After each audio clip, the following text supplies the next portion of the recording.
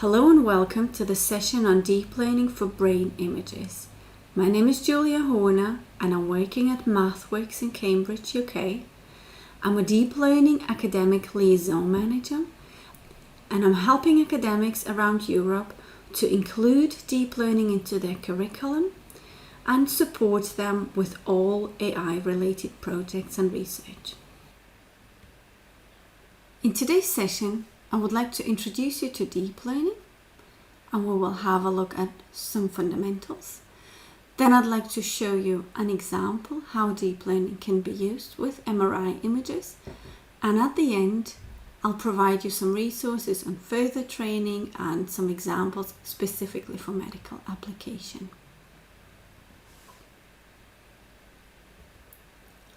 As most of you probably know, deep learning is a subset of machine learning, which on the other hand is a subset of artificial intelligence. And deep learning is a really new field which started to progress in around 2010s with the advancement in computational power and the availability of big data. Deep learning is part of our everyday lives. The popular consumer applications include speech recognition in smart speakers, such as Alexa and Siri, face detection for cameras on our phones, and autonomous self-driving systems in automotive vehicles. In general, deep learning uses neural networks and works similar to the human brain. It consists of neurons, which are arranged in layers. The layers often are organized in blocks or layer combinations. And a deep neural network also consists of learnable parameters, such as weights and biases. And it requires some hyperparameters, and we will have a look later what exactly these hyperparameters are. Most commonly, deep neural networks are used for classification and regression. In a classification problem, the output is a categorical or a discrete value. So the output can be, for example, a class, such as a rabbit, kangaroo, or a bus. In a regression problem, the output is a numeric value, such as a time series or a temperature.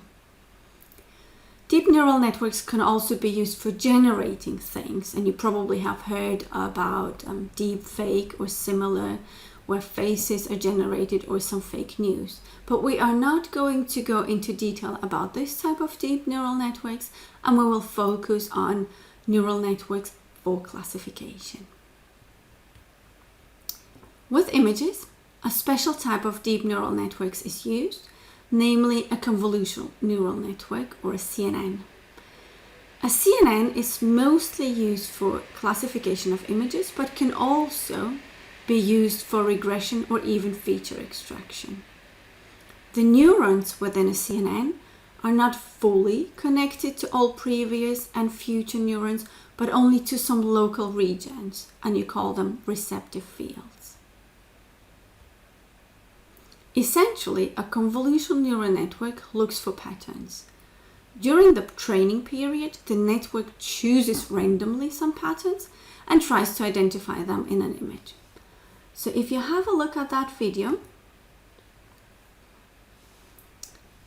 you can see that a random pattern is picked and it moves along a training image, pixel by pixel or whatever step size you choose, and tries to find that pattern. And at the end of a training, all possible patterns are identified. After the training, a new image is passed to the network, a test image, and patterns are compared to the patterns of the new image. And the better the pattern matching is, the higher the chances that an object will be classified correctly. A CNN consists of special layer combinations which make them adept at classifying images. It consists of a convolution layer, a ReLU layer, which is a type of activation function which introduces nonlinearity, a pooling layer, and usually a max pooling layer is used to reduce the dimensions of the images. And these three layers can repeat multiple times. And that's what I mean by layer combinations or blocks. But at the end, we always have a fully connected layer, a softmax layer, which calculates the probability, and a classification layer. The blocks can be stacked in series or in parallel, or both. And you can see some examples here in the picture. There are multiple ways on how to train a deep neural network. You can either create a network from scratch, you can use a pre-trained network, or you can modify a pre-trained network and adjust it to your applications, and this is called transfer learning. Training from scratch means that you design the network, you decide how many layers, what type of layers, and how to stack them. In some cases, you can simply use a pre-trained network and it is applied to your data. This only works well when your data is similar to the data that the pre-trained network was trained on. Most of the time, this is not the case. Hence, we use transfer learning, and we will have a look at what that exactly is in a second. Pre-trained models have pre-trained layers and parameters, and these models have already been extensively trained and can be used to classify new images. Here in the image, you can see some of the most common pre-trained networks. You can see that AlexNet, the VGGNet, and the GooglyNet are the ones that are recommended to start with. The networks in the middle are very good for object detection and semantic segmentation, and networks on the right-hand side are very good if your computational power is restricted, since they are relatively lightweight. The pre-trained models can be accessed directly in MATLAB or imported from the web or other frameworks by using the ONNX format. Okay, now let's have a look at what transfer learning exactly is. Transfer learning means that we change the network only slightly and train it to include the new changes. In a convolutional neural network, the first few layers learn low-level features such as edges or colors. These features are very similar for all types of images, no matter if you have images of animals or human brains. The last layers learn task-specific features, for example, whiskers and the shape of cat's ears. In transfer learning, we replace these final layers with new layers and train them on our specific images, for example, brain images. Once we trained the network on our images, it can then be used for inference with new brain images.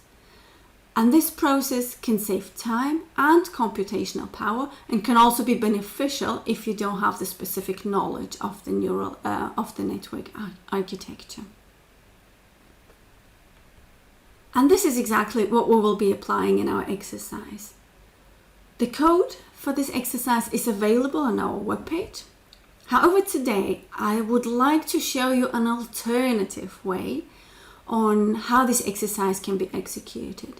We will be using some of our new features, and you require the deep learning toolbox, the image processing toolbox, and preferably a GPU or similar to speed up the training process. Okay, let's jump to MATLAB and have a look at the exercise. Okay, here we are in MATLAB, and this exercise is run in a live script. And for those of you who don't know, a live script is an interactive notebook where you can include rich text, hyperlinks, images, and code. You can see the output of your code immediately in the script, and I chose in this case to display the output on the right hand side, and you can change the display settings if you like to. And you also get suggestions of possible commands or variables to use, and that can reduce the number of errors and speed up the programming time. In this exercise, we will be using a publicly available dataset of MRI images, and you can find the data by following the link here. The data set consists of brain scans from 155 participants. And for this example, we grouped the participants into 3 classes, as you can see here. Very young participants, aged 3 to 5, then slightly older children, 7 to 12, and then adults older than 18. Okay, the demo is structured according to the 4 phases of a typical deep learning workflow. We first access and explore the data, then we label and pre-process the data, and then we develop predictive models, and at the end we integrate our model if required with an external system, so we deploy the data. However, we will not be doing this last step, but if you have any questions around that, please feel free to send me an email, and I'm happy to help you with deployment if required. Okay.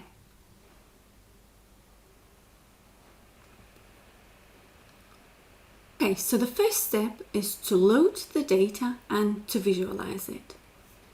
In the first 2 lines, we simply set the directory, and then we use the nifty read command to read the MRI data and visualize the 3D volume data. And if I hit on the blue bar, I will simply run that section, and we will see the output appears on my right hand side. And if you extract the image, then you will see that it's an interactive image, and I can rotate it and I can zoom in and zoom out. Okay, then we explore the data that we have. So we'll have a look at the full table and all the information and decide then which information is important or not. So we can see that our data is stored in a table where we have the participant ID, we have the exact age of the participant, and then we have much more information such as the gender and some specific variables. For this case, we require only the age group. But what we can also see is we can also see the summary of our data, and we can see that we have 65 images of very young participants. We have 57 images of older children between 7 and 12, and then we have only 33 images of adults. Now, this is very important to know, as you always need to make sure that your classes are balanced. This is not the case here, and this is why we will then have not the best results, as you will see at the end. And this is something that you might want to improve, and feel free to send me your suggestions. There are multiple techniques on how to deal with unbalanced data, but for this example only, we will just leave it as it is and continue. Okay, for the rest of the exercise, we will be working with 2D images. And for this, we will extract the mid section of each image, which is done in the function prepare 2D image data set. And if you don't know what this specific function does, you can always right click on that function and then either get our documentation help on it or open the function, and you will see that the code of this function will open, and then you can see what is actually inside of this code. So this is always important if you work with external functions.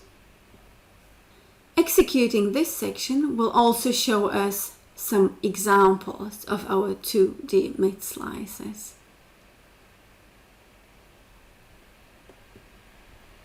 And if I extract that image, we can see that in this case we have brain images where the skull is included. Now, most of you probably know that you can determine the age of a person by the brain to skull distance. And in order to make it a tiny bit more difficult for our network and for our exercise, we will remove the skull from the images, and this is called skull stripping. Okay, moving on to the second step of the deep learning workflow, we will now label and pre-process the data. The pre-processing steps include the skull stripping and the augmentation process. And by ticking these two boxes, we will then apply the skull stripping and the data augmentation, which is predefined in the Prepare 2D image data set. Data augmentation enlarges the image data sets, which can help to prevent the network from overfitting and memorizing the patterns of the training images. Our original data set consists of only 155 images. And if we split the images into subsets, which is required for training and testing the data, we end up with even smaller data sets.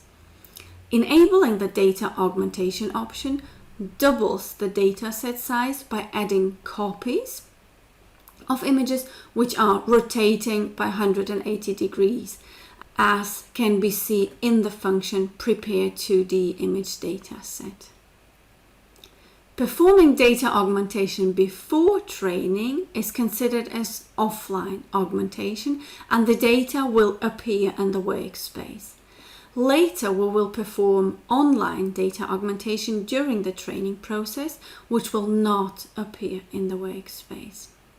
The Prepare 2D image dataset function also performs image normalization, where the intensity is normalized. And this is an important step, particularly if your images origin from different sources and are taken by different devices.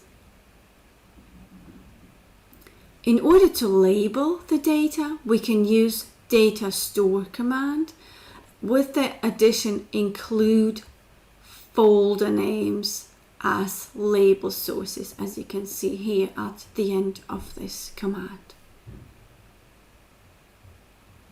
A data store is a kind of a pointer that contains the metadata such as folder and file names and the image format, but it doesn't load all the data into your workspace. And we always recommend to use data stores when working with large data sets such as images to save memory space. After creating the image data store, we can simply display some images and have a look how they look without skull strippings. And if we extract images for both scenarios, you can see the difference. Now, without the skull, it is more difficult for us and for the network to say what class the image belongs to.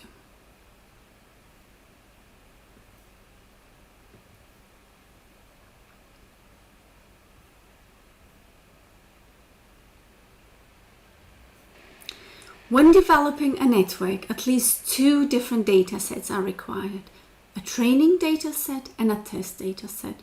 The training data set is used, as the name implies, for training the network, and the test data set is used for inference. It is often also called as unseen data, as the network does not see that data during the training. In order to avoid overfitting, it is always recommended to use a third data set, a validation data set. And this data set is used during the training process to evaluate the network and to see how good it generalizes instead of memorizing the patterns. The parameters within the network are not updated on the validation data set. And in this example, we will be using the command split each label to divide the data set first in training and test data set, and then we divide the training data set again in training and validation. There are multiple ways of how you can split the data, and here you can see the number of images we have for the individual classes.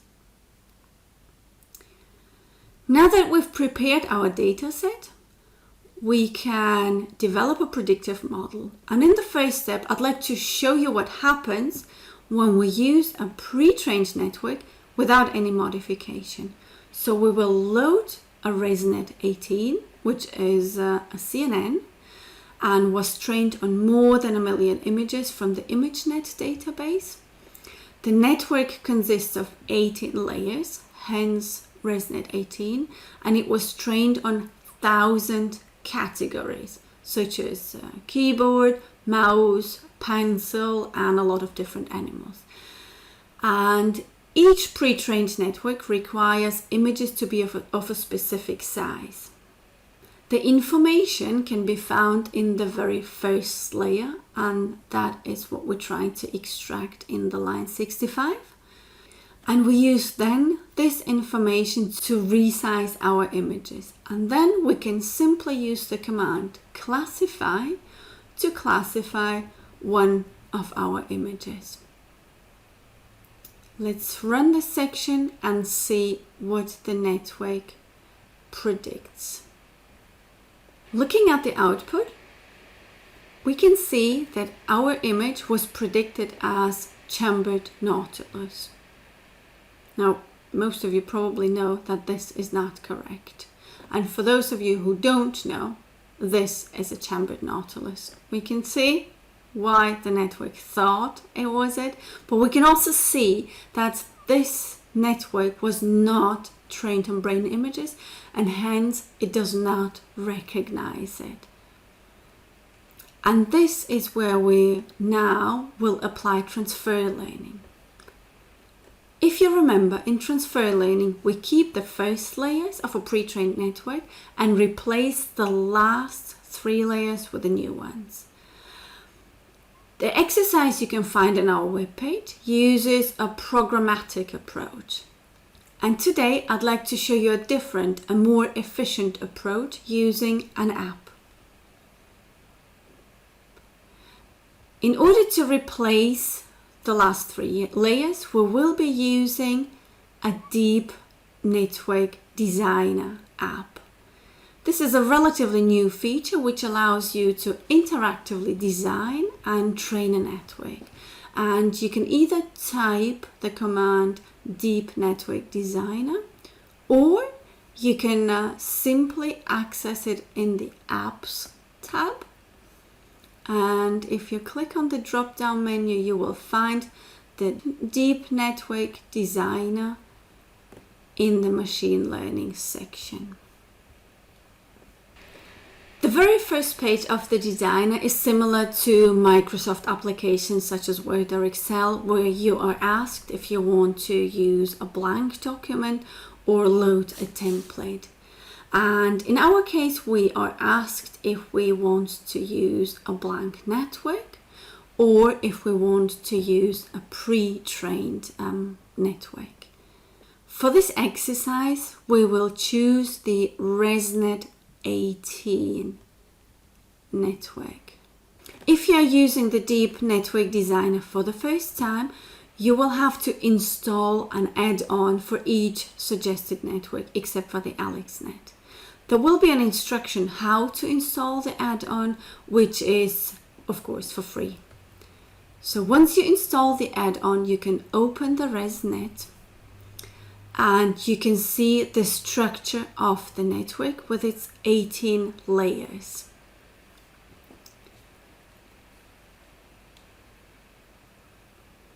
And we can zoom in into the layers.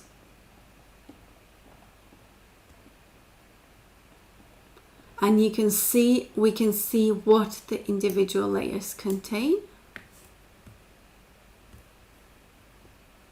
By simply clicking on the individual layers, we can see the parameters they contain, the input size required. We can see in a convolution layer the filter size and the number of filters, and so on. For the transfer learning, if you remember, we need to go to the last few layers and replace these 3 layers. So we simply delete the last 3 layers and replace them with new layers. So we need a fully connected layer, and we just choose it on the left hand side and drag and drop it in the canvas. Then we find a new softmax layer, which we just deleted, and we will just insert a new one, and then a new classification layer. We then connect them to the network, and don't worry if it doesn't look nice, we can auto arrange it. And as the last step, we need to change the output of the fully connected layer. So by clicking on the fully connected layer, we can see here on the right hand side the output size, and we need to change this to 3 as we have 3 classes. So we simply change that, and that's how we adjusted our network.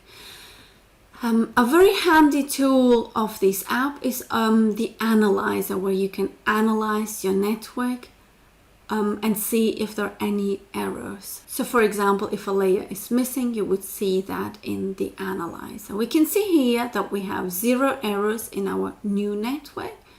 So this is always a good sign. Now that we redesigned our pre-trained network, we can also load the data directly in the app.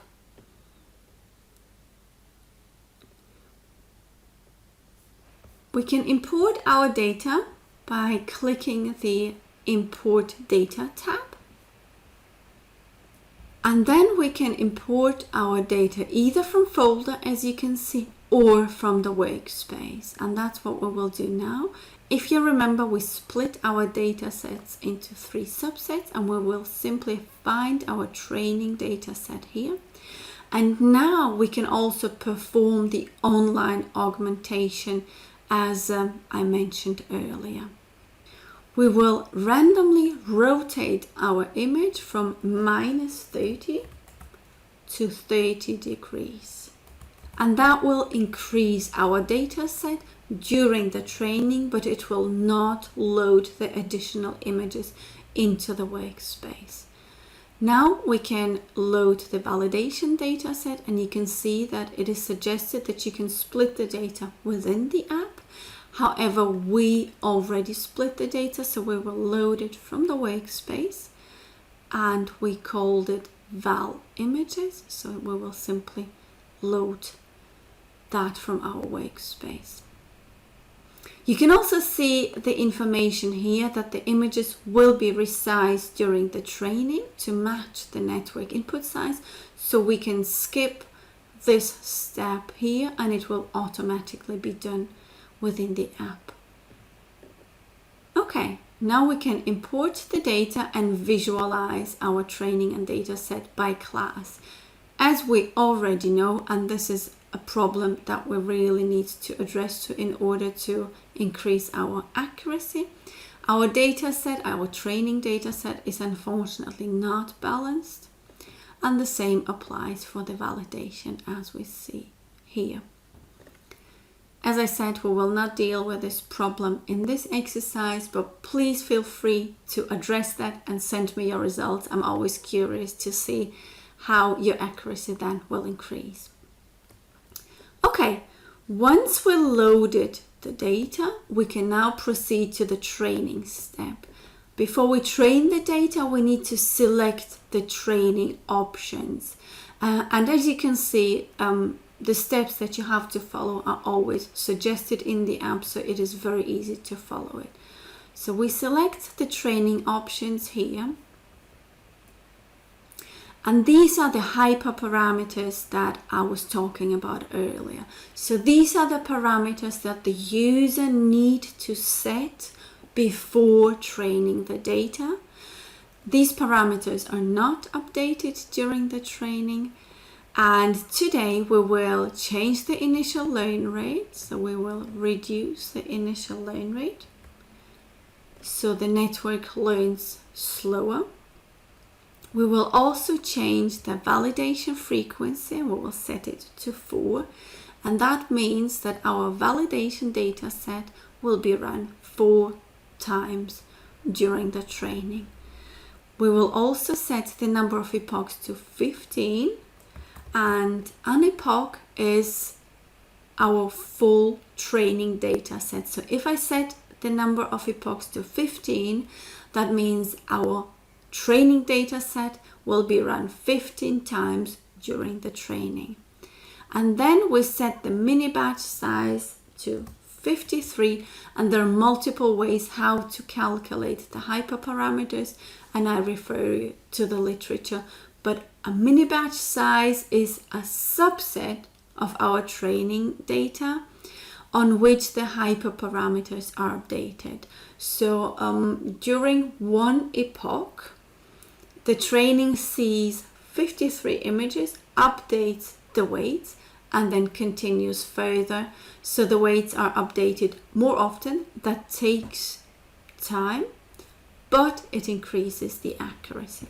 And we will leave the rest of the hyperparameters as they are.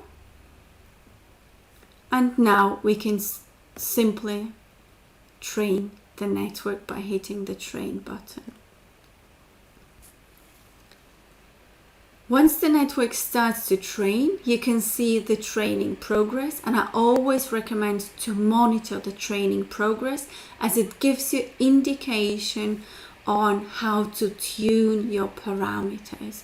We can see here that the accuracy increases immediately, and that is always a good sign. And ideally would like to have an accuracy of 100%.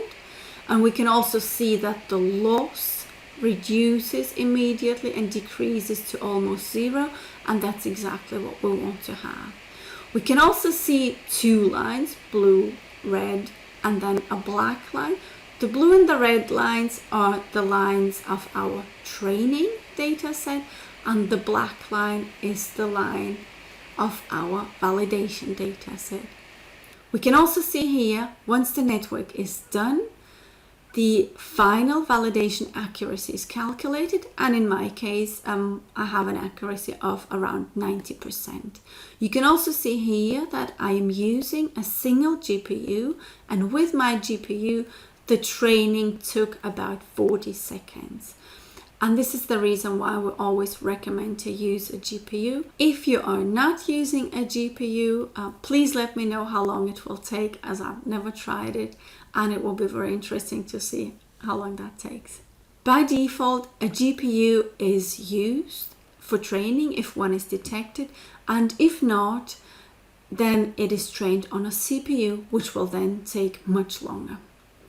Once you're happy with the performance, you can export your trained network and the results, or you can generate a code for training which includes loading the pre-trained network, modifying it, loading the data set, setting the training options, and training the network. So you can then use this generated code and don't have to manually repeat the steps that we did. I will export my trained network, and you can see that it says the exported trained network is called trained network 1, and it's exported to the workspace. Here in the live script, you can see one more time the individual steps described in detail.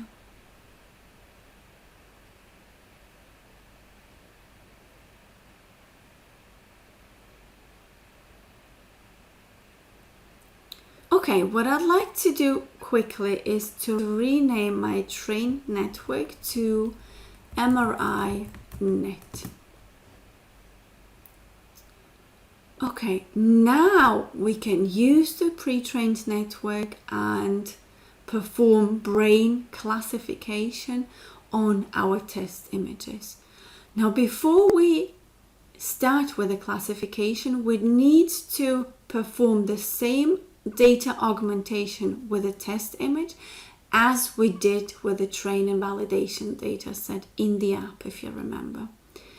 If you want to perform the data augmentation on a full image data store, you can use an image data augmenter, and it will perform the rotation on the full data set. And then we can use the command classify and our MRI net on the test data set.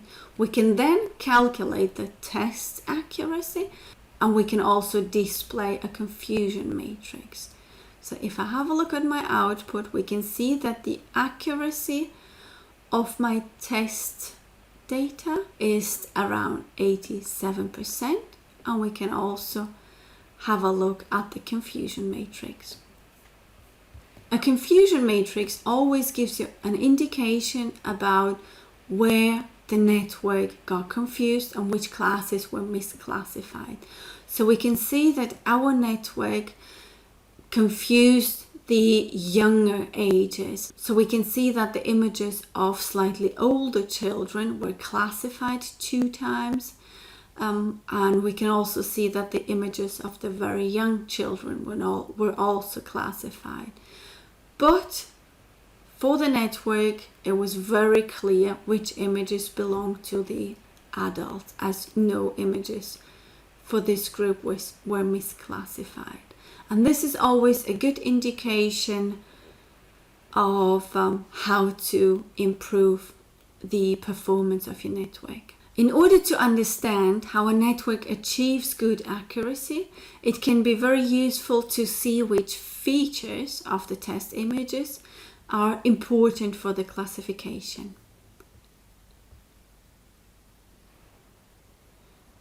And therefore, we can use occlusion maps.